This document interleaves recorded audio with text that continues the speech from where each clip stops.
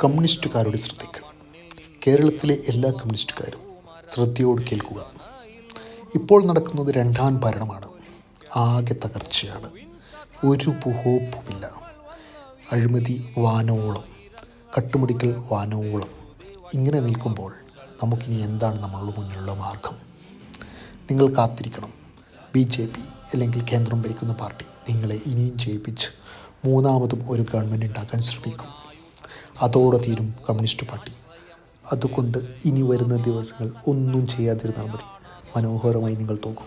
നിങ്ങൾ തോറ്റാൽ കോൺഗ്രസ്സുകാർ മറുവശത്ത് വരികയും അവരെ നിങ്ങൾക്ക് തോൽപ്പിക്കാൻ പറ്റുകയും അടുത്ത തവണ നിങ്ങൾക്ക് ഭരണത്തിൽ വരാനും സാധിക്കും. അതുപോലെ കമ്മ്യൂണിസ്റ്റ് പാർട്ടി നിലനിർത്താനും നിങ്ങൾക്ക് കൊണ്ടുപറ്റും.